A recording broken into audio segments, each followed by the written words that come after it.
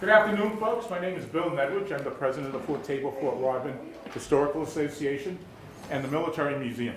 If you haven't been here for a while, we've changed the name. It's the Fort Table, Fort Rodman Military Museum and Veterans Memorial. One of the reasons for that is that side of the building, there are very few of them left. Very few of them left. And so we decided that it's a memorial to them, so we do that. Today we have Mr. Dan LeBlanc, who served in Vietnam. He's a Purple Heart recipient. He's worked for 30 years with the VA helping veterans. He was the Veterans Representative, or what do they call them, VSOs? Vets agent. Vets agent here in New Bedford. He's done a lot of things. He's always active. And I'd just like to say that he's got a lot of interesting things to let us know about. So, without ado, so I close my mouth. Dan LeBlanc. Thank you, Bill. Yep, good.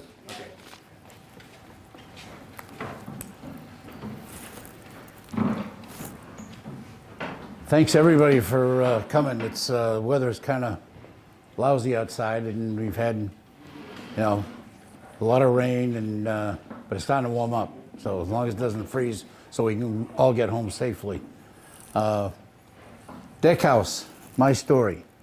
I want to thank first of all the Bill and the Military Museum for inviting me to come talk about my book. I've only done one other book presentation, and that was a couple of years ago by the local church in Freetown had invited me to come out, and the pastor said, bring some books, because we'll sell books. I said, in the church? So I went and sat through the mass, very nice people, a lot of my neighbors, and sold all my books. I actually had to go home and get more. The book, if I don't mess this up. Okay, that's great. My birth name is Dona, but everybody knows me as Dan. My relatives call me Danny, so when people call me on the phone and say, hi, Danny, then I know it's a relative.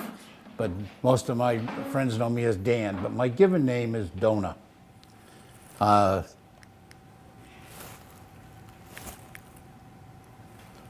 Okay, the preface of my book talks about how I started my book. I started my book actually in 1972. And in 1972, I was taking a class at SMU, now UMass Dartmouth. And this is the paper that I wrote back in 1972 for a Professor Fox. It was a course on death and dying. And he tasked us with writing a story about an event in our life that occurred that had to do with someone passing. So I wrote my story about when I was wounded in Vietnam and what happened to me in 1966. And that's what started the book, was this very short manuscript, which was, I got a B+ on it, which is probably the best grade I got in college. And I didn't graduate, but in that 1 year that I was at UMass, that was probably my best grade, and I survived that. I shared that story when I started working in the VA. Bill said I worked for 3 years in the post office as a mailman, and when I first took the postal exam, I passed it with my veteran's preference, and I got a pretty good grade. And I got a phone call or a letter from the post office, New Bedford, inviting me to report to personnel for a job. This was shortly after my amputation in 67, 68, early 68. I went up to the post office, and the personnel manager took one look at me like this and said, we can't hire you. You only have one arm. I had an artificial limb, but no, we don't hire disabled people. So that was my first occurrence with discrimination as a amputee in 1968 while the war in Vietnam was still going on. I got very angry. I left. I got married in July of '68 and moved to California. I sent my the results of my application to the post office to an address that I was using at a friend's house in California. And when I arrived there, I had a letter waiting for me to report for a job in the post office. So I showed up at this storefront, Long Beach, California, showed up at a storefront, and there must have been 100 people in the room.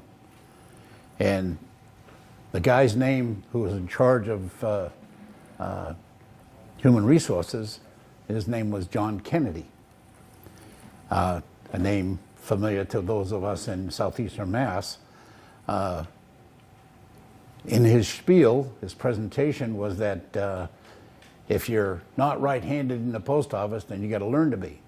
So I raised my hand. He'd come back in the back of the room, and he looked at me and he said, "Is that service connected?" I said, "Yeah, it is." He said, "Well, you wait and we'll call you up after we interview everybody else." That's my name. So the other 100 people got interviewed and they all left. He called me up and same thing. "I'm sorry, but we've tried to hire disabled people before and it hasn't worked out, so we don't have a job for you." So I was very angry and left. Said some things that weren't very nice. While I was waiting during that period, I wanted to get a job. I applied for a job at Douglas Aircraft, quality control. I knew aircraft. I was a helicopter mechanic for 2 years in the Marine Corps. A friend of mine took me over there because Douglas is a huge complex and their human resources is a building in the middle of their parking lot. Filled out the application, gave it to the guy. Guy looked at it. He actually tore it up in my face and threw it in the trash and said, "No, sorry, but we don't hire disabled people." Same thing. The guy that was with me had to stop me from going over the counter at this guy. I was so angry. So now I'm really upset. Here I am, all messed up from Vietnam, had my arm taken off, and nobody wants to hire me. A few days later, I got a phone call from the post office. Mr. Kennedy called me up and he said, "We might have a job for you. Can you drive?" I said, "I drove here from California, from Massachusetts." "Yeah." He says, "We got a job for a special delivery messenger working nights." I said, "I'll take it."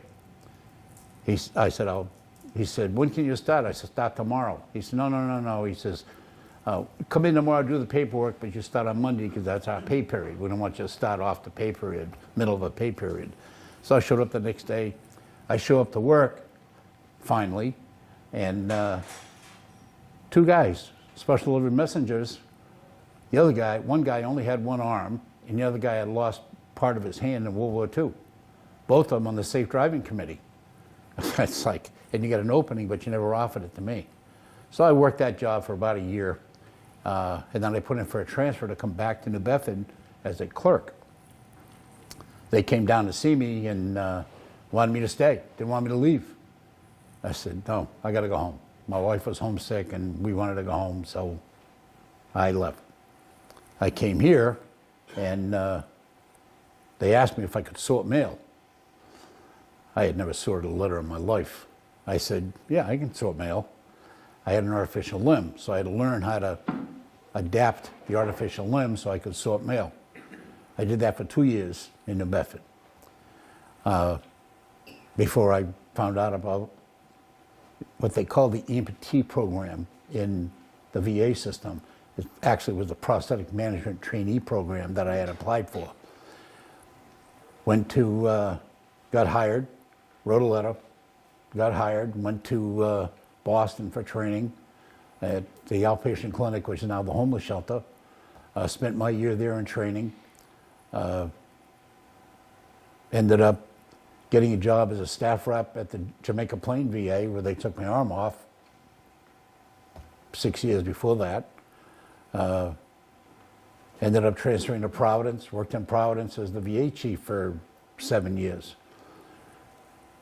Transferred to, at the Bost, transferred back to Long Beach. I was the assistant chief in Long Beach for 3 years. Loved it, loved the job, loved my boss. He loved me, we got along great. Wanted to come back home. Missed my kids, so I transferred back to, Wilkes-Barre, Pennsylvania. Got a call from the social director wanting to interview me. Rather than bring me there and paying me to go there and put me up and bring me back, he wanted to do a phone interview, save himself money. He said, mind if I do a phone interview? I said, no, not at all. He said, well, I got your OPF, your personnel folder. He says, a lot of experience. He said, one question. I said, what's that? He said, why in the hell do you want to come to Wilkes-Barre, Pennsylvania from Long Beach, California? I said, well, Wilkes-Barre is a little bit closer to my family than Long Beach is. He said, okay. He said, when are you going to be here? I'll be here in 2 weeks. So we drove across to Wilkes-Barre. I got there, bought a house. I'm going to stay for 4 years. How long are you going to be here? I don't know, 4 to 6 years. I got there, and within 12 months, I got a phone call from Washington. Want to know if I'd take a job as a program analyst in headquarters in D.C. So I jumped at the chance, because that was my goal. My goal was to work in Washington and work in the prosthetic program. So we sold a house. I was there 13 months, transferred to Washington, did that for 3 years. I was a letter writer. I was the guy that, one of my responsibilities was answering congressional inquiries. Did that for the longest time. That was terrible. I enjoyed the job because I was able to work with the guys in the field, because I had worked in the field and I knew the questions they had, and I knew how to answer their questions, and I was good at it. But then I got a call to go back to Boston, because the guy that was there, who I had trained with back in the early 70s, was a Vietnam vet, Marine Corps guy, lost his leg in Vietnam, and was dying of cancer. Had lung cancer, real bad. They called, and he called me and asked me if I want to go back to Boston. I said, don't worry about me, worry about yourself. He said, no, I want to know. I said, I'd love to go back, but don't worry about yourself. So he told his boss, the director, who happened to be the same director that was there when I trained, called my boss and said he wanted to do what they call a lateral transfer, same pay grade, just transfer. Didn't have to advertise, just transfer from Washington back to Boston. So my boss in D.C. comes into my office. The hell's going on? You leaving? I said, yeah, I got the chance to go home. And I'm going to make the same pay in Massachusetts that I'm making in D.C. So he okayed it, and I went back to Boston. Then I left. I was there for a few years, left went in the private sector for a few years. That didn't work out, so I applied to go back. I ended up, they offered me a job in West Haven, Connecticut. So I worked in Connecticut for a year. The job opened up back in Boston again. So I ended up back in Boston again, this time at the Brockton West Roxbury division. Worked that for a while, and then the guy in Providence retired. So the Providence director called me up and said, hey, I'd like to come back to Providence.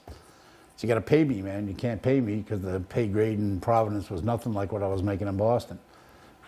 We'll pay you. Come back to Providence. So they paid me to come back to Providence. While I was there, this VISN thing started, because the VA was broken up into regions, and inside those regions were districts. Well, they converted those regions to what they called VISNs, Veterans Integrated Service Networks. They wanted me to be the VISN director for New England. So I had to write the business plan and do all that stuff to establish a position, because they didn't have a position. They just wanted to establish that. So they had that one person running the prosthetic program for all of the facilities in New England. So I got that job. I worked that job until 9/11. 9/11 hit because of my DC experience and my workload in New England. I was traveling, I was on the road probably 2 weeks out of every month. And when 9/11 hit, that was it. I couldn't do it anymore. So I got home, called my boss. There was a woman doctor in charge of the VISN at the time, Dr. Post. Nice lady. We had worked together in Boston, worked together in Providence, and then the VISN.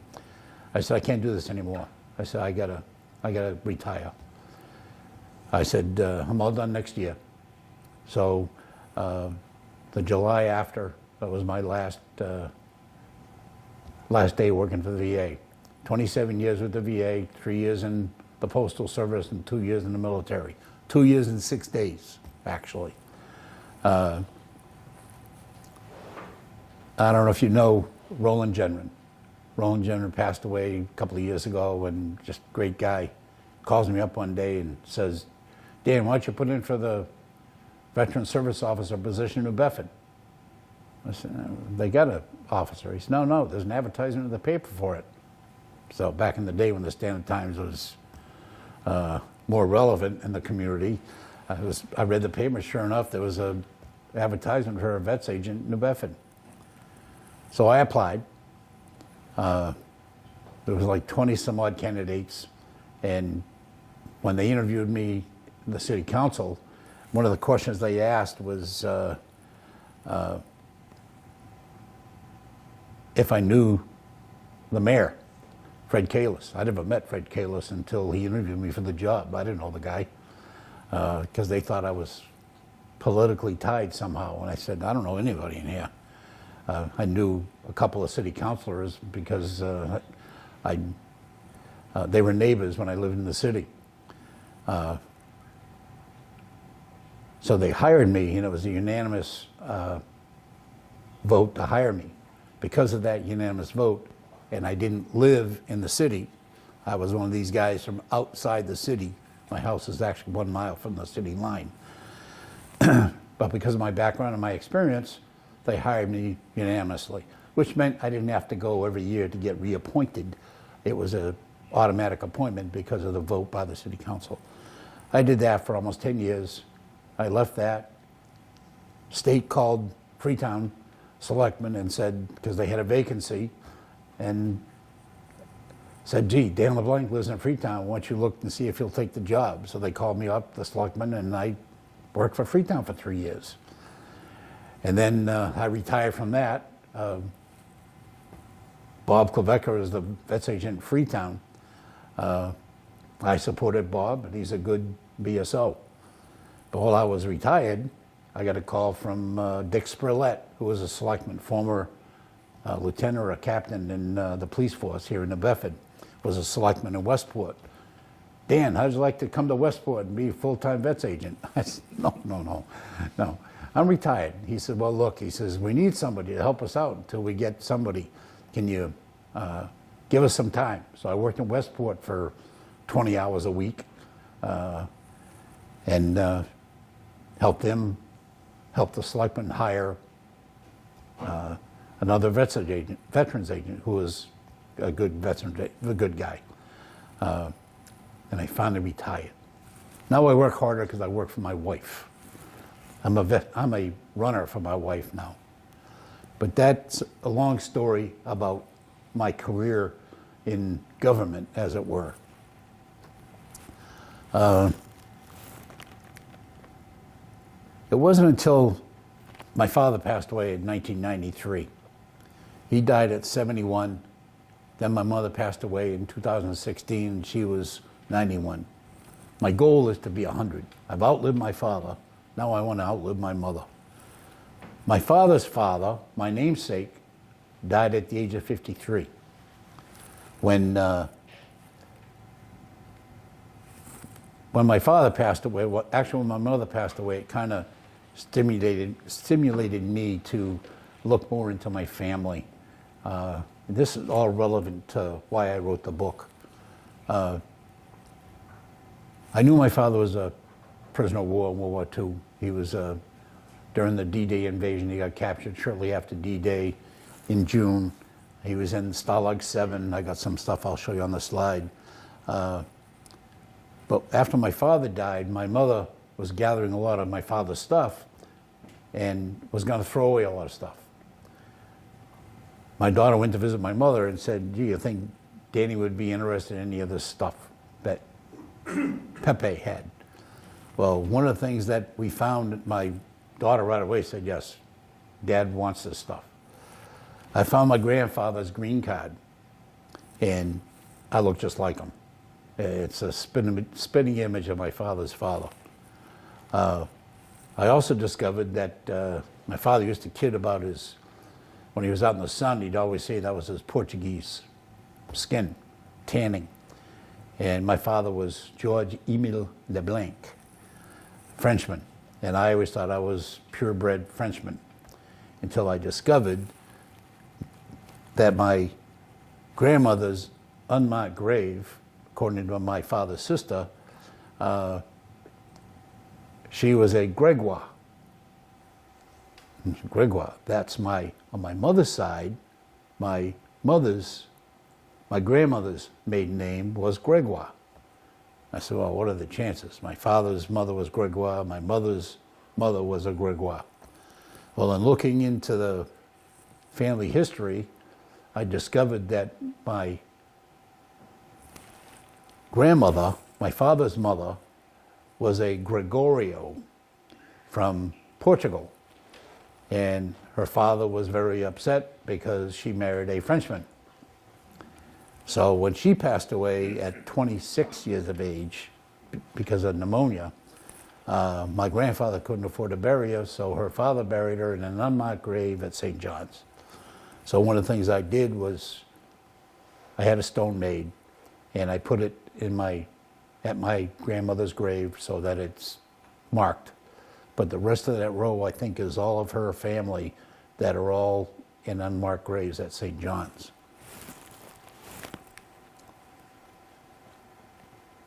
It was my retirement in '02 that really stimulated me to start my book from the manuscript that I had originally written. And because of the computer age, I was able to put this, typing into the computer, my original story of my injury in Vietnam. At the same time, it helped me to deal with my combat experiences, because I always felt that when I got back from Vietnam, I wanted to get right into work and put Vietnam behind me. And I kind of did that psychologically, where I worked, want to have a family, want to have a home, want to have all the things that we all dream about. My oldest son is here. And he was one of the reasons why I want to write this book. I have 4 children, I have 8 grandchildren, and most of my kids grew up with me knowing the handicaps that I have in life, things that we take advantage, we don't think about, doorknobs, simple things like a doorknob. I hate doorknobs. It's gotten even worse because I've had so many operations on my arm, my hand. Turning a doorknob is very difficult. Lever handles work great. But the kids all grew up knowing Dad and the little things that I need to help me every day. So it gave me the courage to ask for help and ask about help for my PTSD, because after I retired, because I was so busy working that it never hit me until I retired and I was doing nothing. Then it gets to you. It gets to you for a number of different ways. Survivor's guilt. Losing friends over there, losing friends over here because of the residuals of Agent Orange, to so many friends that I've lost over the years because of so many different cancers that the VA and National Institute for Health has now said are caused by Agent Orange, exposure to Agent Orange. I thank my squadron mates because I was encouraged by my wife years ago to attend a reunion of my squadron mates. And it was nice to see these guys. A lot of those guys, actually, on the first reunion, a lot of guys thought that I didn't make it because I got hit, and after we left the carrier, they flew me to the hospital ship repos, and most of my squadron had no idea what happened to me. Most of them thought I died because I got hit bad. But when I went to the first reunion, some of the guys were surprised to see me because they thought I was dead. So that started. I actually got a phone call yesterday from one of these guys. You'll see a picture of him, and I'll mention him. He called me yesterday. He's a mess. It's just between his PTSD and his physical problems, he's a mess. But he called me. And I meet with those guys infrequently. My squadron usually meets on the odd years, and then the greater reunion of all the squadrons meet on the even years. In fact, we were in D.C. last year, 24. We were in D.C., which was really nice because we got to go to Quantico and got to go to 8th and I, which is, if you're a Marine, 8th and I is the oldest Marine barracks in the country, and that's where the President's Own the band is, the Drum Bugle Corps is, the cannon guys from Arlington are there, the Silent Drill team is there, and they put on a show. I mean, it's 1 hour goes by like lightning. It's goosebumps. Guys are terrific. And ladies. Some of the CEOs are actually ladies. But I meet with them too infrequently, unfortunately. And then, of course, my wife. My wife and my kids, Chris, my 3 other kids. I have 3 boys and a daughter. They just, they support me, and it makes life great. I love my wife to death. She's been my savior.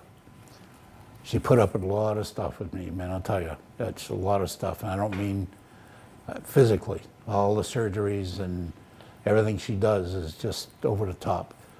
She's not the only one. A lot of caregivers, they do so much for their husbands. I'm glad that the VA is starting to authorize payment to the caregivers for what they do for us as veterans. I've had so many surgeries that it's on my left arm. I was telling Bob just earlier that they did a reverse shoulder replacement finally on my left shoulder.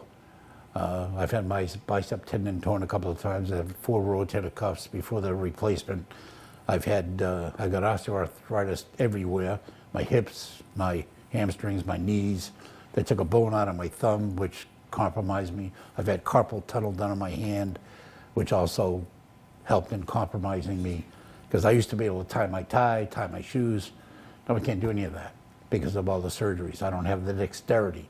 I don't have the range of motion that I had years ago.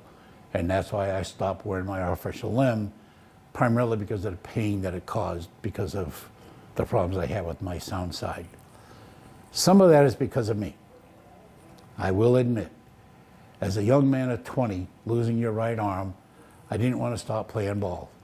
And I played softball until I was in my 40s. I played competitive softball. I played racquetball. I downhill skied. I did everything I could. And not to say I didn't hurt myself, because I did.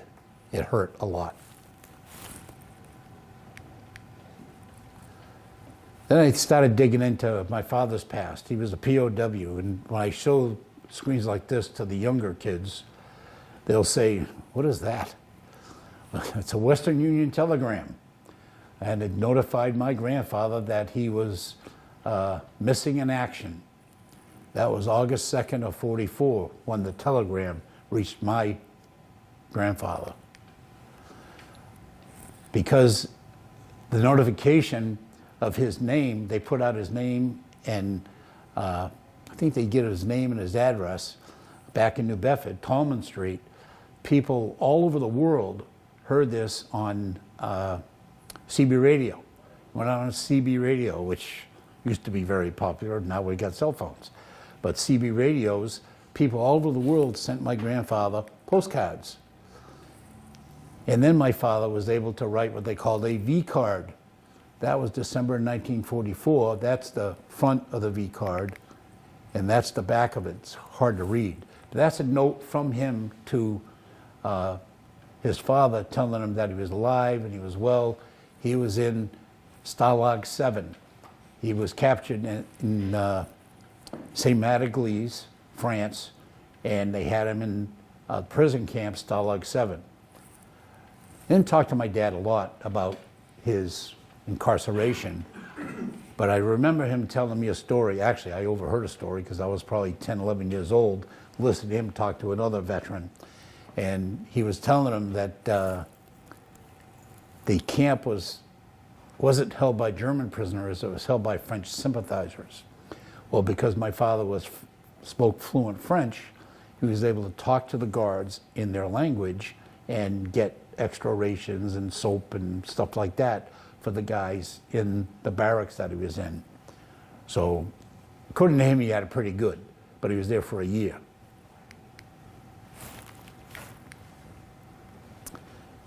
When he got liberated, the Americans took him to Moosburg, Germany. The camp was in Moosburg, Germany, but they took him to Camp Ramp. He was liberated in May of '45, almost a year later. Then when he came home in July 6th of '45, he married my mother. The kids would ask me about Pepe's wedding picture. He doesn't have any chevrons on his uniform. And as I remember my father saying that he didn't want to get a stripe because that would make him a target. So he always turned down any kind of promotion. He went in as a private, he got drafted in the Army, and he came out as a private. Now my story. I graduated from New Bedford High School. That's the picture on the left. 1964. I joined the Marine Corps in '65, and that was my next to the last promotion in Vietnam. I got promoted after I got back from Vietnam. That's my enlistment. I enlisted on February 25th, 1965. Geez, I found this the other day. Isn't that a scary looking picture? That's my boot camp picture of my boot camp ID card. Yes, I did save it. They just cut out the number, but I saved it. I served. I went to Parris Island on February 27th. It was it was like today, it was freezing cold. Why I went in February, I don't know, but it was freezing cold.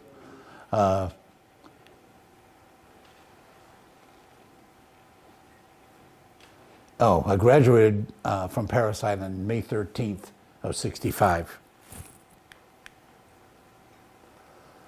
I didn't get to take a picture of me in Parris Island back in '65. That's a picture of me a couple of years ago standing on the yellow footprints. When you get the PI, they ask you to kindly step out of the bus.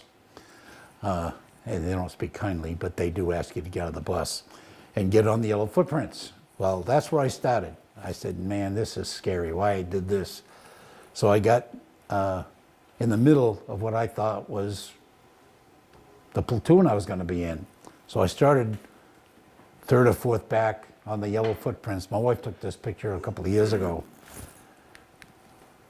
But I ended up as the squad leader for the 4th Squad, Platoon 315.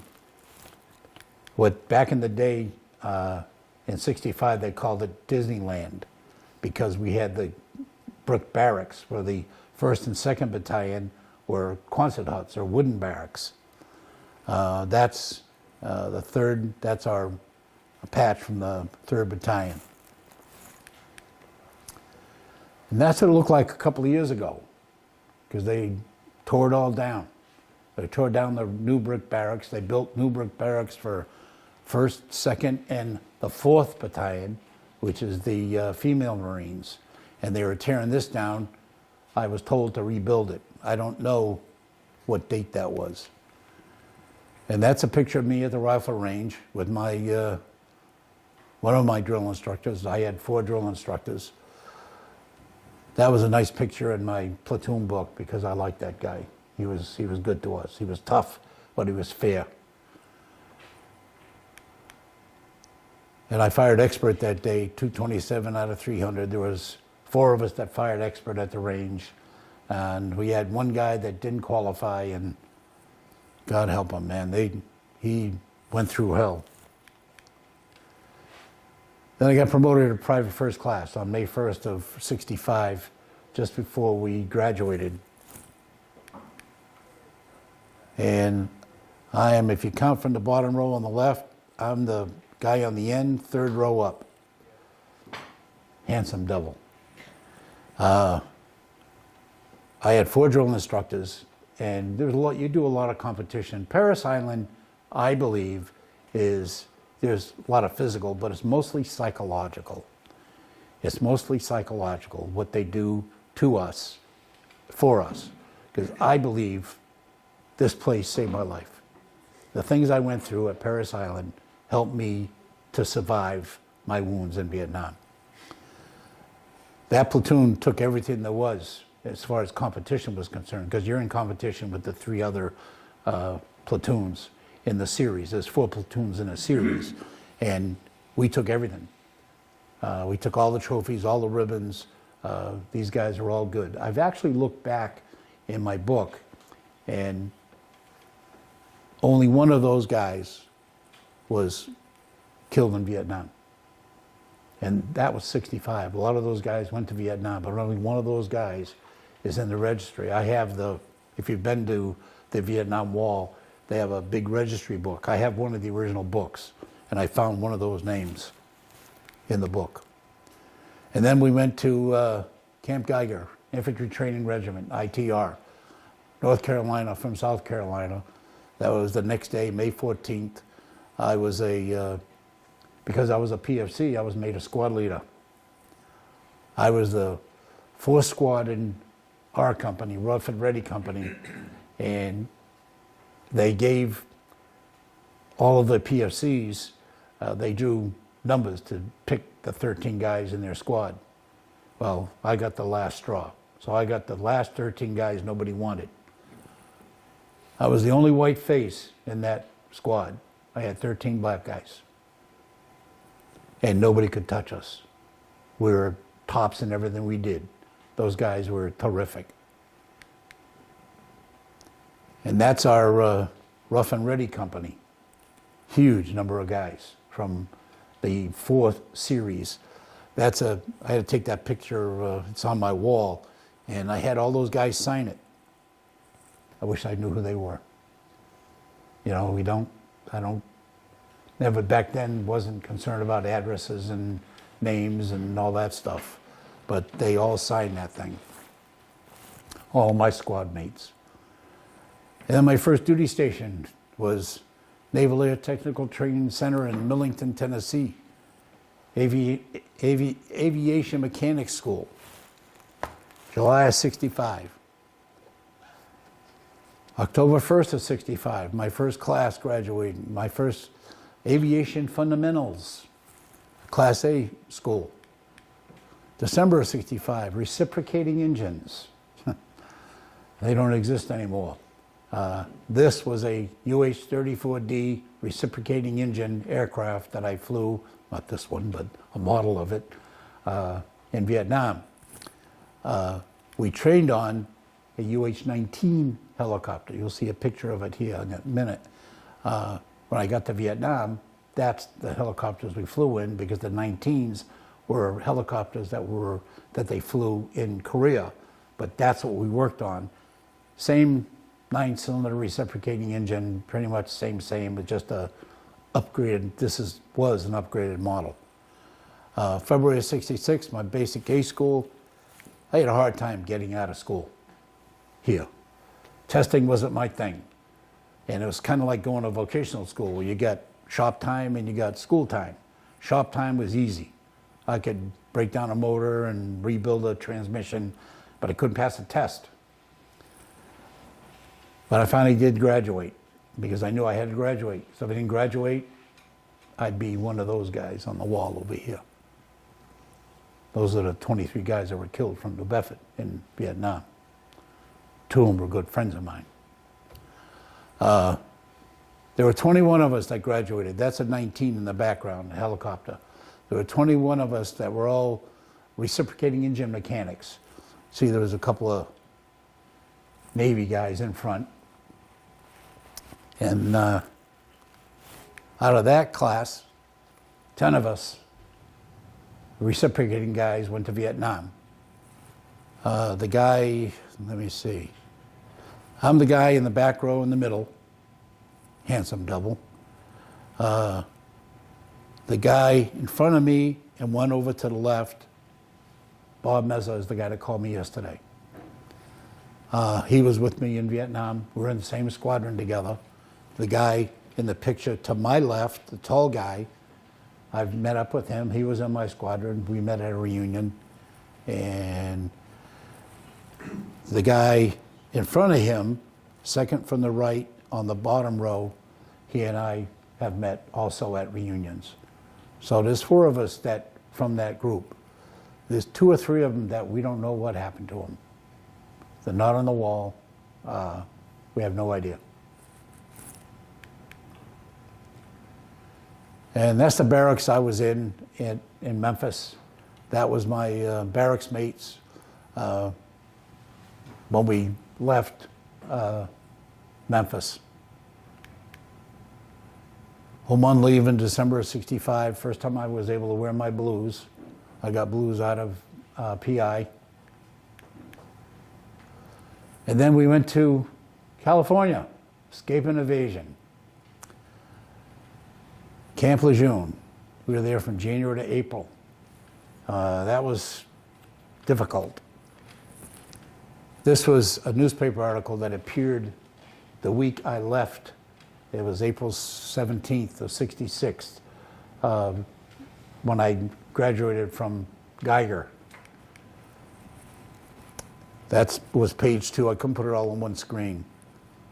This guy, the British Royal Marine, was the commandant of the prison camp.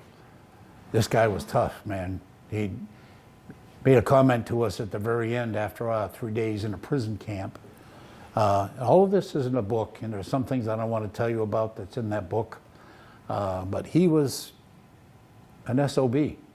He had said to us, with some of the stuff you guys did that we were taught to do, escape and evasion, he said, had you done this and you were my prisoners in combat, I would have killed you.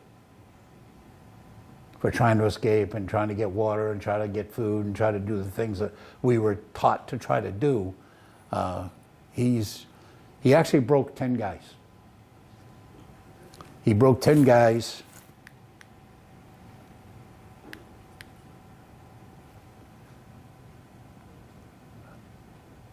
That's a tough picture. They're waterboarding a guy.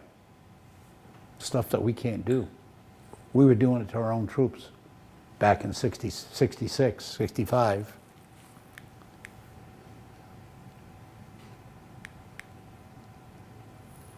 I got to Vietnam. My first 30 days was mess duty. And I worked at what they call the burn shack. And we did those are what they call submersion burners. The burn shack were a gas, compressed air and gas unit that they put into the ovens in the mess hall to warm up the chow. I worked in the burn shack that started all these things up. And we also had to do the submersion burners, which was kind of fun early in the morning at 4 o'clock. What you do is that can that sticks out has got gasoline in it. What you do is you open the spigot a little bit, drop some gas, then you drop before you put the top pipe up, it's got a short pipe. You got a long metal rod with a flame on it. You drop it in and it lights off the gas to start the burners to boil the water. Well, when you start it, it shoots off like a rocket. So there was 2 or 3 of us with our 3 or 4 rows, and we do that because the mess hall was right near the officers' tents. So you do that early in the morning, you set it off, and you go 1, 2, 3, 4. It's like cannon fire. Officers weren't very happy with us. We were told we had to stop doing it. That's fueling up in country at Keyhob, my first base I was at, fueling up one of our 34s. This guy's name is Eisenhower. We called him Ike. That's the crew chief outside the helicopter, and the mechanic is inside the window because he's looking at this. You have what they call an auxiliary power unit, and he's starting up the helicopter because he's got a fire bottle in his hand, and he's starting up the helicopter just to make sure we don't get a fire because the APU is inside the plane to start the main engine.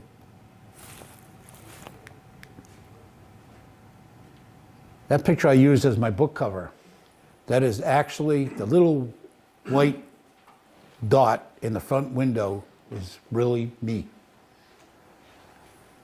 This was a picture taken around that August time frame of '66 at a reunion in the 90s.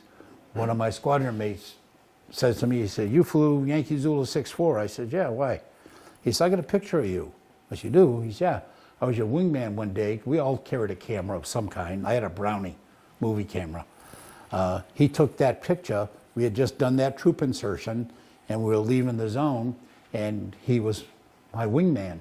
He said, "I got a picture of you." So I asked him for the copy. He sent me the copy of the picture, and I used it as a cover of my book. But that is really me in the front window. That's the window I was standing at when I got hit.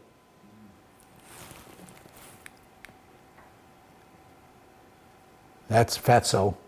I gained 20 pounds. Sea rations. When you eat sea rations, it's protein. You eat sea rations when you're hungry, and I put on 20 pounds in Vietnam. I went over there at 160. This picture, I was like 180. And that helicopter, we're on the flight deck of the EWO, and that's YZ-73. That picture is up ahead here. That's Russ.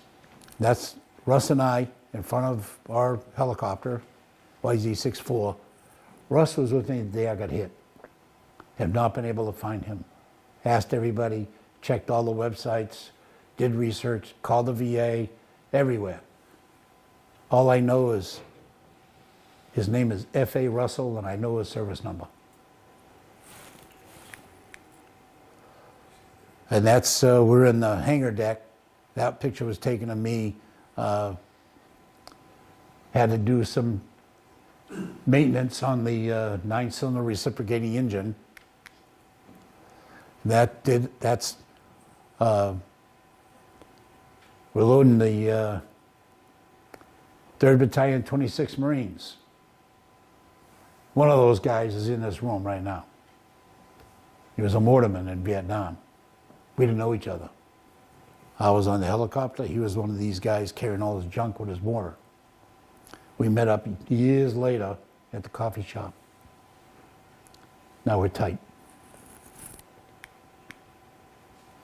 This is a picture of a supply drop, and we never did that really, but you can see the sea rations flying out of the plane.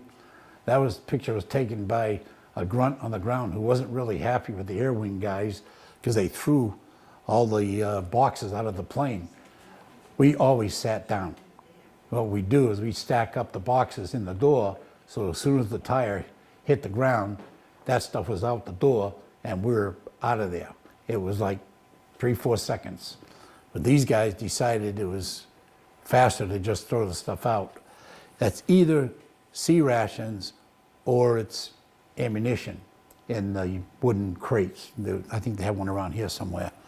I say that because it looks to me like there's a strap hanging down from the bottom of the helicopter where they had taken probably a 105 or a 155 and dropped it off. Then they dropped off the ammo without setting down because they didn't want to set down on top of the the howitzer, because we did a lot of that, but we would do the weapons drop, and then another plane would bring in the ammo. But these guys, it looks like they brought in a weapon and they threw out the ammo at the same time. And the artillery guys weren't very happy because the boxes break when they hit the ground.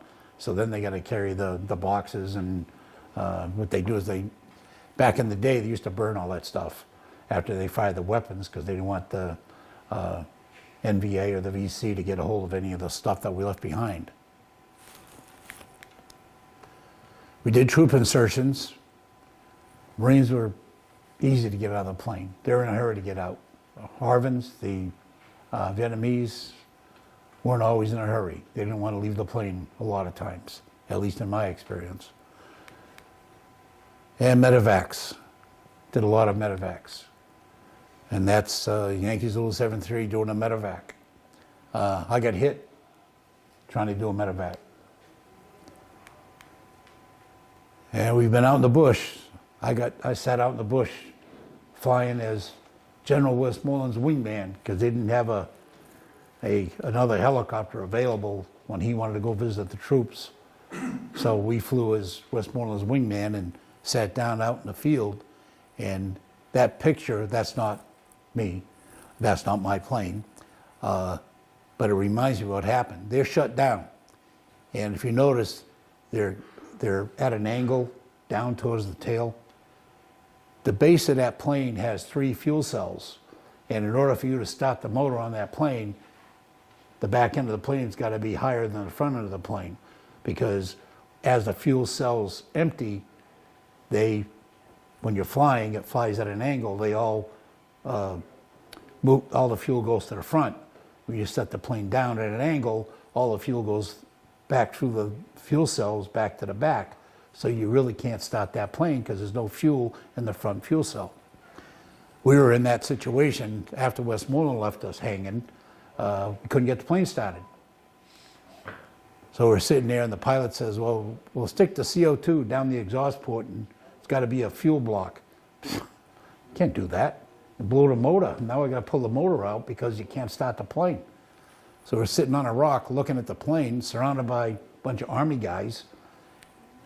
And I'm looking, I see this. So I says to the mech that was with me, I said, we got to turn the plane around. He said, what do you mean? I said, look at it. All the fuel's in the back end of the plane. We get the tail up to get the fuel back to the front of the plane. So we went over to the Army guys and said, hey guys, you got to help us turn the plane around.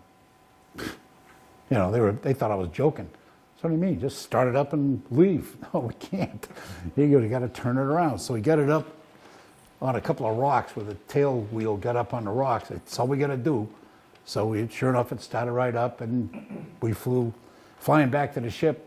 The pilots, after every flight, they make notes in what we call the bitch book.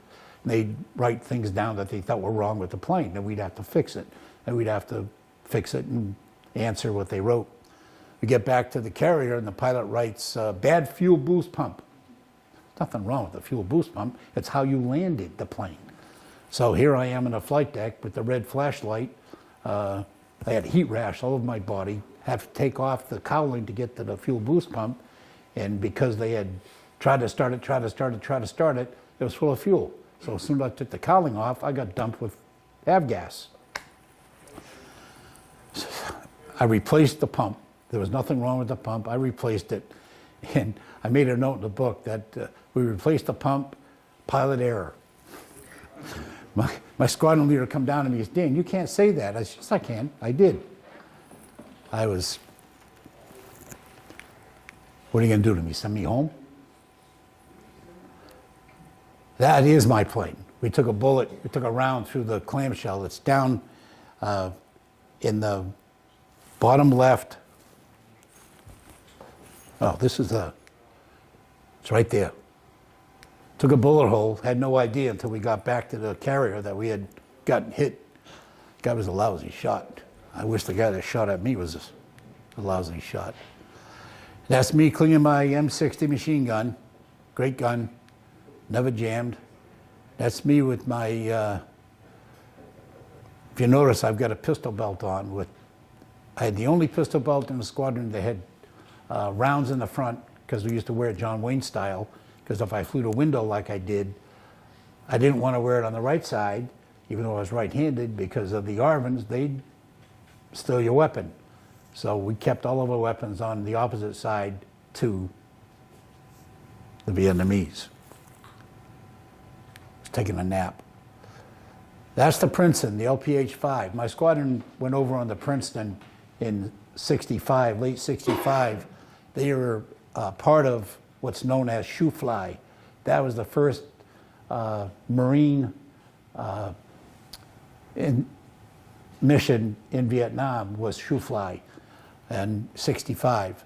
I got to Vietnam in February of 66 as a replacement for guys that were rotating back to the States. But that's the carrier in July of 66. We rotated aboard the Princeton on the 4th of July. I have proof. As I looked everything up, I was able to download a lot of stuff that's been declassified by the Navy. That's our squadron. We went aboard on July 4th and went to Subic Bay. Rotated from there to the LPH-2, the Iwo Jima. We were on the Princeton early on the Iwo, we had the 1st Battalion, 26 Marines, and we did a couple of missions with them, and they lost a lot of guys. We ended up rotating, after rotating on the Iwo, we went up to Subic Bay, and we picked up the 3rd Battalion, 26 Marines. The Iwo Jima, this Iwo Jima was a converted carrier from I think it was a tanker before it was a carrier. And then July 14th, 93, they decommissioned it, and that's a picture of it at the Pennsylvania, the Philadelphia Naval Yard. It was struck from the registry in September of 93, and it was sold for scrap in 95, after 32 years of service in the Navy. It was a good carrier. After I was wounded, they stabilized me on the Iwo Jima with a surgical team, and then 3 days later they flew me over to the repos. And I was on the repos with these two guys. The guy in the middle, I still had my arm. I got shot through and through, 30 caliber machine gun through the chest. Lost the use of my arm, lost the top lobe of my right lung, broke 3 ribs, took a piece off one of the ribs, and it left me what was referred to as a flail arm. The guy in the middle was a Marine, but I like this picture because that other guy's a Korean Marine. This guy got burned from head to foot with gasoline. And when I was able to finally get off the chest pump they had me on here on the repos, I was able to go to the can on my own instead of doing a bedpan and a urinal. I hated that. His bunk was right next to the bathroom. And I would walk by his bunk and they'd be putting gauze with saline on his burn wounds and peeling off the skin. This guy would lay there and not say a word, not a word. And they'd peel off his skin, put on gauze, put the saline on, peel it off every day, every day. I was there from the 18th to the 29th of October because they did try to operate on me, which wasn't successful. But we were finally able to get up and get out. All this guy could say was, kill VC. All he wanted was a pair of boots and a uniform. That's all he wanted. Just give me another pair of boots, another uniform. Go back in country. The gasoline that he got burned with was, they were trying to get VC out of a hole, and he was the guy that threw a container of gasoline in the hole, and when the guy shot to let off the gasoline, he wasn't far enough away from the hole, and the guy shot too soon, and this guy got caught in the blast of gasoline. And then when we left the repos, I ended up October 30th in 66. We went to, I think we went to Manila first. No, I went to Guam first. I was there a week. If you notice, they put my arm in a cast. Big mistake.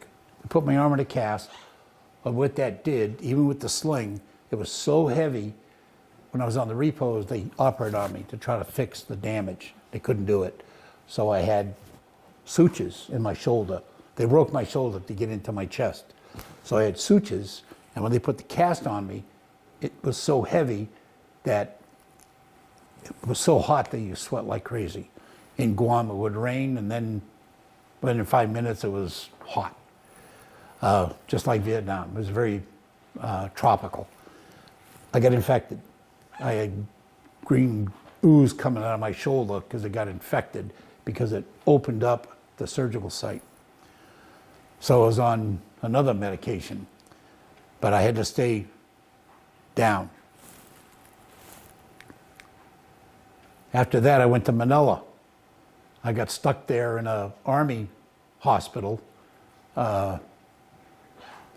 because Lyndon Baines Johnson was going to go visit the troops in Vietnam the day I hit Manila. So no planes were leaving or flying into Manila. So I got stuck in Manila with 3 Korean Marines that couldn't speak English and me. I learned then that Coleman on the repos can give narcotic injections. Army medics couldn't. So I'm on this Army medical barracks screaming for medication. I was on Demerol every 4 hours. Demerol every 4 hours, man. Great juice. Knocked me right out. I couldn't get any. The pain was excruciating because I couldn't get an injection, and I found out you got to wait for the nurse because the medics couldn't do it. The picture on the left is when I got my Lance Corporal in country. The picture on the right top is, that's me at my sister's wedding in November of 67.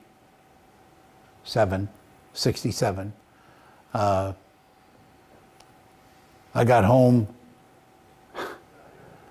I just read this the other day when I was looking through my papers. I got home November 10th of 67. 66. I'm losing track. I got home on the Marine Corps birthday. Well, I couldn't celebrate the Marine Corps birthday because I was at Chelsea Naval Hospital on my back. But I did get home from my sister's wedding, which was the end of November of that year. And then that's a picture of me sitting in the door of my aircraft with my M60. The window in the background is the window I was standing when I got hit. So I'm really holding the crew chief's 60, my 60's in the window. That article right here is an article I took out of, I think, the Navy Times, Army Times, out of the Army Times that was sent to me because it talks about Army crewmen who flew in combat are all susceptible to post-traumatic stress disorder. This is a doctor that treated a lot of guys who served in combat. It was significant to me because I was rated at 20% for post-traumatic stress. That's the article in the Standard Times, front page article in the Standard Times of me coming home. In my book, I have copies of pictures of that and pictures of that escape and evasion. In order for me to publish the book, the publisher required me to get permission from the San Diego Tribune and the New Bedford Standard Times in order to put the pictures of that article in my books. The San Diego Tribune had been sold and bought and sold by a number of different companies, so I wrote to the editor of the guy that owns the paper, and he said, 1966, it's not a problem. Just use it as much as you can, as much as you want, not a problem. Okay, so I had an email back from him, and fine. It took me, I bet you, a year to get permission from the Standard Times to use that article because they're down in Texas now. I finally reached out to a guy I knew in the Standard Times, one of the guys that writes for the paper. Can you help me with this? I can't get them to. So he calls and he talks to the woman down there and he says, you know, this article's probably older than you are. She said, well, I got it, but it's got to be signed off by the attorneys have to give permission. He said, what are you talking about? This is an article about him. He wants to put it in his book. That's all. Next day I get a thing in the mail from the attorneys, no problem, use it. But it took almost a year to get him, Standard Times, to get the article pried out of him. Oh, the nurse in that picture is now deceased. She hated Marines. She was a pain in the backside. She hated us with a passion. And when the Standard Times showed up to take that picture, I was mortified because the one nurse that they had was her. Could have been any other nurse on the ward except her, but she wanted her picture in the paper. I know she's dead because when she got out of the Navy, she went to live in Pennsylvania, and somehow I located her because I got her name off this article, and she died. I don't know if any of you remember Frank Robinson. Robbie Robinson came to visit me in Chelsea, and he was one of my 2 recruiters. He sat on my bed and he cried. And he said, I can't do this anymore. I can't keep sending young men to fight. I should be going. Well, he did. He volunteered for Vietnam, and he was killed in action in 1967. He's buried in Derry, New Hampshire.